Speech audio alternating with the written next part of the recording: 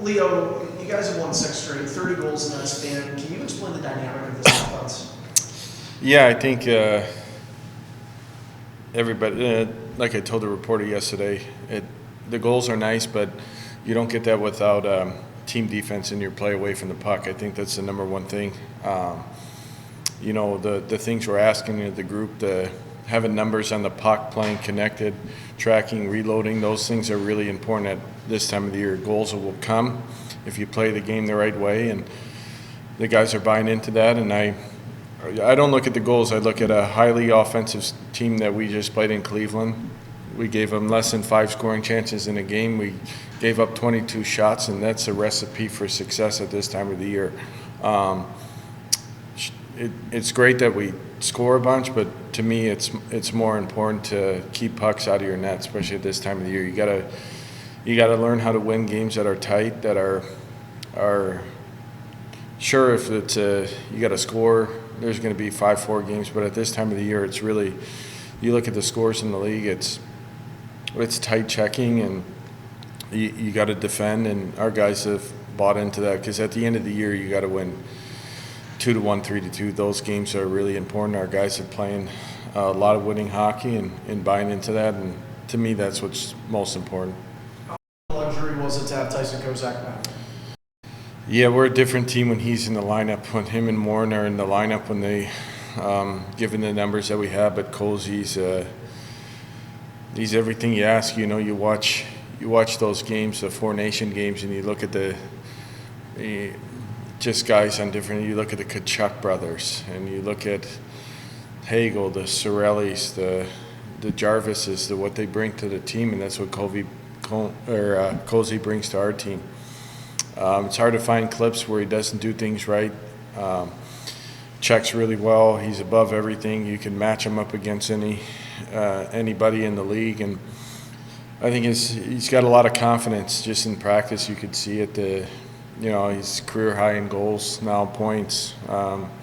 He's confident with the puck. He also could help us provide secondary scoring, but he's a straw that stirs the drink for us, and yeah, can't say enough good things about him. He's a winning hockey player. It's why when he was called up there, they used him in a lot of situations. How their staff talked about him, and when he's here, we're a different team when he's in the lineup.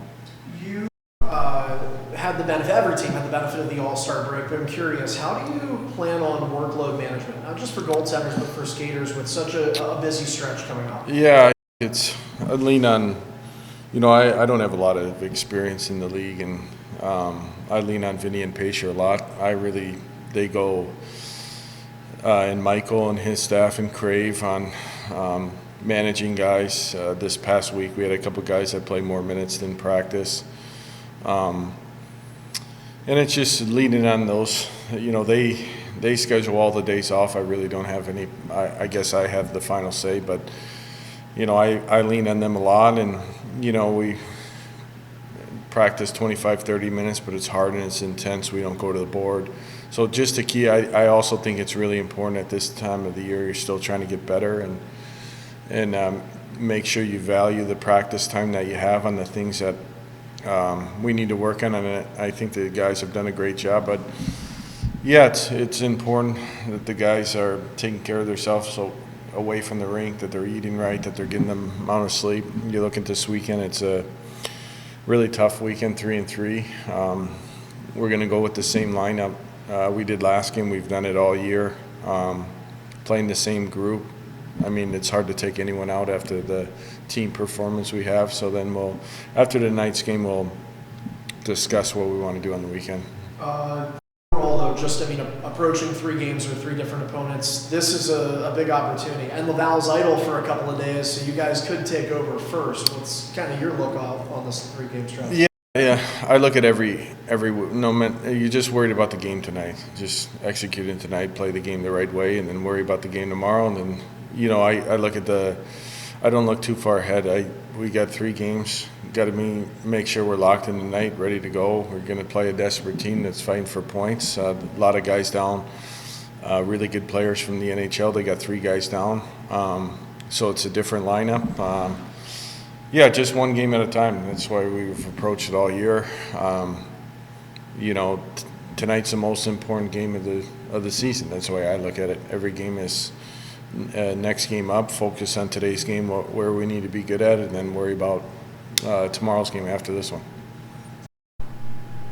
How tough was it sitting Slager? Difficult. Yeah, no, for sure. It's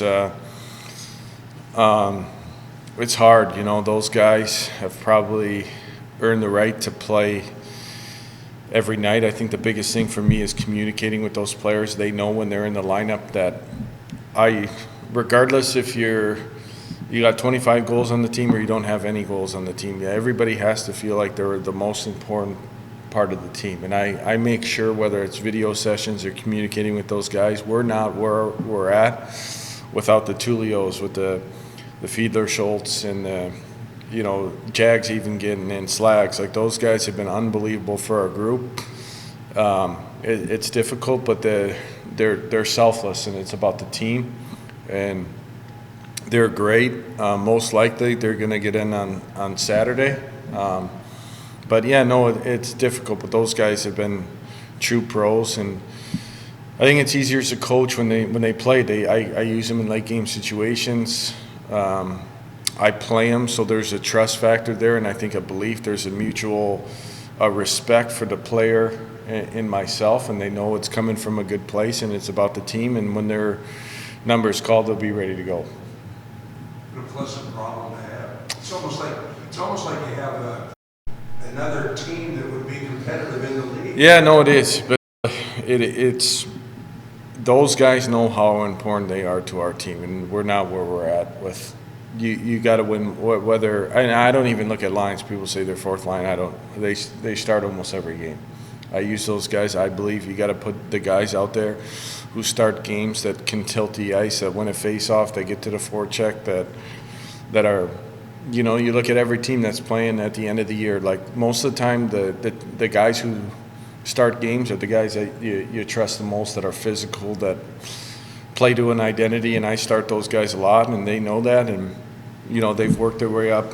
You know, Feeds is a great example. You know, he doesn't play 14 games, play him anywhere in the lineup, use him on the PK now, so there's a trust there, and there's a belief there in themselves, and our staff believes in them. So they're difficult conversations to have, but when the communication is good and they know where they're at and they know the why, I think it's probably a little easier, and I have a great relationship with them and the rest of our group. But it's you just got to tell them the truth, you know, and I think that's the biggest thing. Sometimes gets lost.